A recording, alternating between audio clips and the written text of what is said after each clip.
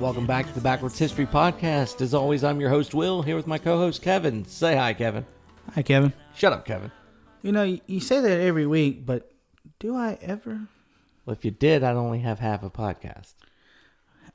Being gracious with half, okay.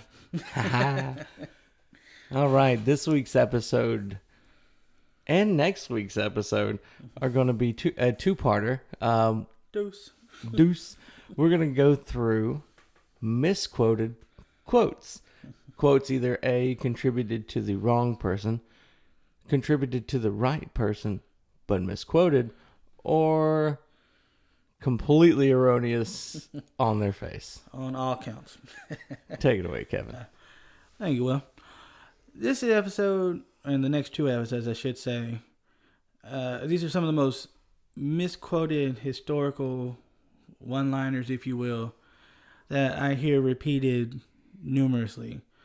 The inspiration behind this one would really come from, you have celebrities, athletes, and other celebrities, I guess you say.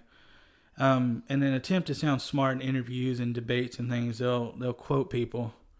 Well, not even just celebrities. You see like these little Facebook memes and stuff of people of their quotes and whatnot, or it'll just be a random quote on screen, but it'll have somebody's face in the background to contribute it to that or attribute it to that person. There you go. So I just want to take the time in these next two episodes to set the record straight, to inform people, and that way you can impress your friends next time you're at a party or something. Oh, yeah, Kevin. That's what everybody wants to do, to impress their friends at a party. Oh, that's right. Only nerds like us. Only nerds like us. I like to think we're popular. Popular nerds. One that has the most interesting, really fascinating story behind it is a quote attributed to P.T. Barnum, the infamous showman. P.T. Barnum as in half of Barnum and Bailey, the circus. That's the guy. Portrayed by Hugh Jackman in a recent movie. Very well done, by the way. Really? Oh, yeah. The Showman, I believe it was called. I know nothing of this movie. Really? That's a fantastic movie. I must watch this because I've personally been to several Barnum and Bailey circuses when I was younger. I was sad when they discontinued a few years back. Oh. Yeah. Anyway, he's quoted as having said, "There's a sucker born every minute." Now, the fascinating part behind this is, not only did he not say it, it was actually uttered by his competition, a man by the name of David Hunnam. I believe I pronounced that right. The story goes, there was a man by the name of George Hull who faked a great archaeological discovery, which was dubbed the Cardiff Man. And it was a plaster giant, but it was supposed to be a petrified giant found in the field in Maine. And David Hunnam, he bought it and put it on display and was making a lot of money. P.T. Barnum was like, hey, that dude's making a lot of money off that. I should buy it. When he wouldn't sell it to him, being the ever very clever man, P.T. Barnum created his own and accused David of having the fake one, and everybody started coming to P.T. Barnum to see his. So Barnum faked the fake. That's right. You had two fakes. And that's when David uttered the words, "There's a sucker born every minute." He got outplayed. Go ahead, Will. So who was the sucker? The people paying to go see the fake of the fake, or him for having the fake that was out faked? Oh, that's a good question. I think everybody. If you weren't making money off of it, you were the one getting played. So. Or if you were paying money to see it, you were getting played. Right. So I guess everybody other than Those Mr. Barnum were suckers. Yeah. The next one is a quote attributed to Gandhi, and this one has been subsequently shortened to fit on bumper stickers, Facebook memes, things of that nature. And the quote goes, "Be the change you wish to see in the world." Now, while it does keep the spirit of what he actually said, it is shortened, and I feel like it loses something. So the actual quote goes, "If we could change ourselves, the tendencies in the world would also change. As a man changes his own nature, so does the attitude of the world change towards him." Little too much to fit on a bumper sticker, and most people on Facebook won't read that much. So, The attention span of a goldfish. Very, very short. But yeah, that holds a lot more weight than the shortened version, I feel, or at least a lot more definition of the meaning Right. of the quote itself. I feel like it puts more responsibility on the individual. You hear that in the song from Michael Jackson, "The Man in the Mirror." He basically kind of, reiterating what Gandhi said. I'm starting with the man in the mirror. Actually, my brain more went to John Mayer, waiting on the world to change. Oh, that's a good one. So you see how these have influenced people over the years, made it into pop culture and whatnot. The next one is possibly the most famous misquote in history. And this quote comes or is attributed to Marie Antoinette. I believe anybody in the Western world has probably heard this quote at least once in their life. Sucking down Darjeeling with Marie Antoinette and her little sister. Oh, wait, that was Buzz Lightyear. No, that's not the quote you're talking about. No. Ah. No, that one's way off. This one is the famous line, "Let them eat cake." And this is portrayed in a lot of movies, TV shows, all over the place. There's actually no evidence that she ever said this. Explain to our listeners who possibly don't know who this individual is, but who is Marie Antoinette? Or was? Or was, yeah, she's been dead for a while. She dust now. She gone. She was in France, as the name might suggest. It sounds French. She was a princess at the time, and during this time, you have a lot of social unrest. People are wanting to disband the monarchy. They feel like the royals don't have their best interests at heart, and they want to, hey, y'all had y'all's time, it's over. So you have a lot of revolution brewing. What? You mean those in power doing stuff for the betterment of themselves and not for their populace is not a new thing? No, it's rather old, actually. About as long as there's been any kind of government organization around, there have been those who manipulate it for their own personal benefit. While claiming that they do things for the greater good, as it were. Yeah, that greater good line gets used a lot in history. Right. I mean, a lot. But yes, government corruption, unfortunately, is nothing new, and it's going to be around as long as there's government. Like I said before, people are just, really bad. Anyway, the line that gets used the most actually goes, "If they have no bread, let them eat cake," which is supposed to be a stab at her being completely out of touch with the masses at that time. Basically, she's so consumed with her world, and so is all the rest of the monarchy, that they don't understand what the common man's going through. But like I said, there's absolutely no evidence that she ever said these words. And it actually is brought up in an autobiography by anti-monarch kind of fellow, Jean-Jacques Rousseau. If I said that wrong, I apologize. I don't believe we have any French listeners at this time, but if you hear this, I gave it my best shot. But he wrote in his autobiography. Well, we have Canadian listeners. Oh, yes, French Quebec. So, yeah. Sorry. Forgive my southern accent. But he wrote his autobiography and attributed it to a great princess. So he didn't name any names, but that's the closest you'll get to it being associated with her in any kind of written text. So where did it come from? Do we know? There's no concrete evidence on where it comes from. It's one of those things that people saw it and they're like, hey, that sounds like something a snooty monarch would say, you know. And it's just because at the time period, these people were like the target of, what's wrong with everything in our country, and Yeah. The next one's made famous by someone you might have heard of. Goes by the name of Shakespeare. Caesar's supposed final words, "Et tu, Brute," which if you didn't take any kind of English courses in high school, it means you too, Brutus. The story goes, documented quite well actually, and senators all gathered around Caesar one day and took turns stabbing him to death.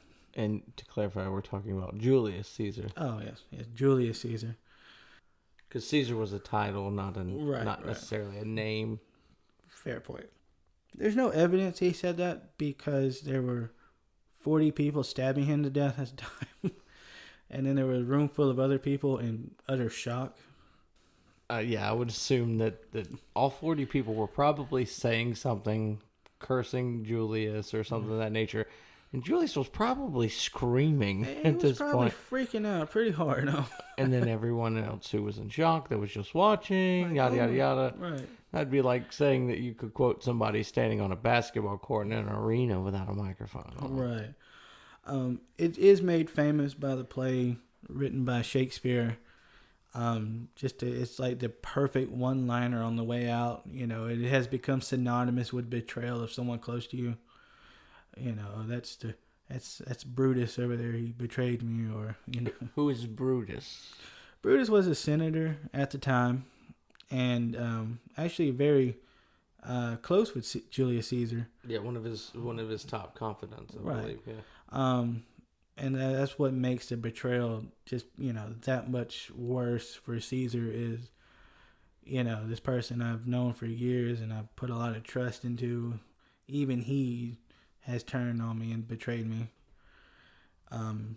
Which, yeah, if you look at it, that would suck pretty hard. Of course, this is also supposedly written by Caesar because there's also a theory that, or by Caesar, written by William Shakespeare. Because there's a theory that Shakespeare was just a face to the writing. Right. It was perhaps a royal individual that was writing these plays and then giving them to William Shakespeare to say that he wrote it because it was seen as below a royal to do those kind of things. There's actually a really good movie that tells that side of the story. It's called Anonymous. And the historical evidence that suggests it's plausible is Shakespeare. He did go to grammar school, if you will, but the village and where he lived, they kept really good records, and they can't really find any where he was there. But the most compelling evidence is in some of the plays he describes other cities and other countries in very exquisite detail. You could only really know if you'd been there, and that's why a lot of historians believe that he really was a royal. I believe the prevailing theory was a baron, and he wrote these plays and gave them to Shakespeare as, you know, just his front man. Right. And another compelling part is, if you see William Shakespeare's signature, it's very inconsistent. Showing that a man who probably couldn't write all that well. Right. So if it is true and he did write all those plays, it is an incredible feat considering how immensely popular they still are. Right. But the story of, you know, someone far more educated and well-traveled writing these is very plausible. It makes a lot more sense than just some average Joe. Because a lot of people hear Shakespeare and like, oh, he must have been this well-bred, high-born individual. And in fact, he wasn't. He was, you know, I don't like the term, but a commoner. Very much a rags to riches kind of story. But it would make more sense that the riches were someone else's. Right. That's what I always enjoyed about the whole thing with Shakespeare. You can be remembered for centuries, and then people are like, did he really write them? So the last one is a line you've probably heard many, many times, especially in movies. Most notably, you'll hear it in The Patriot with Mel Gibson. And that is, the ends justify the means. And that's been used to commit, you know, or to make really dumb decisions or do really bad things. That's associated with Niccolo Machiavelli. And Who were they? a very well-to-do family. Like really, really well-to-do family. The actual quote is a little bit longer. It goes, "The final result must be taken into account before acting," which basically says, look before you leap is what I get from that. Yeah, that the ends justifying the means has a different connotation than that. That's more like think before you act. Right. This is giving you more of like be cautious. Right. Whereas the other one's like is an evil act worth it if you get the result you're looking for, which is a completely different connotation than the original quote would have been. The ends justifying the means can be associated with two ancient writers, Ovid and Sophocles, which were, they lived at different times, but it's more associated with like Greek philosophy. So with that second name, right, Sophocles. That sounds very, very Greek. Very much indeed. So yeah, these are just the first 5 I wanted to go over in this episode. Yeah, and then we'll do another 5 on the next episode of misquoted or changed quotes right throughout history that are commonplace now. Right, and you see a lot of these. Most of the time, it's been shortened to a very condensed version. It's easily digestible. You see a lot of this, especially in like high school history classes. We're just gonna hit a couple of zingy one-liners here for these people, and just like with the whole Machiavelli quote, you definitely lose a lot of meaning when you don't have the original. Something gets lost in translation, if you will. Yeah. But yeah, these are because a lot of these are nowhere near the original intent, right? With what we're told now, and then these people are given credit for stuff they didn't do, right? For an attitude towards something that they never had. But this really highlights how people can misrepresent history to justify acts or certain views or certain decisions, and people buy into it because they don't verify.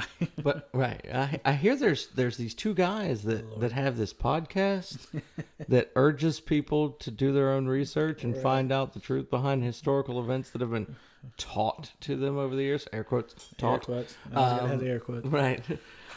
I hear there's these 2 guys that put on a pretty decent podcast about that. From what I've been told, yeah, it's pretty decent. Right. But yeah, these quotes are actually easy to find. Anytime I do research, I try to find it at multiple sources. That's one way I verify the research I do.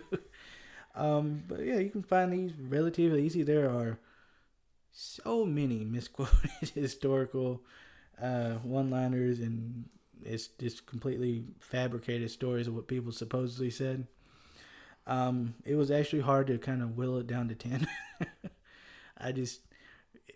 What doesn't get taught and what gets left out, it is so impactful, and that's why we always urge you to do your own research.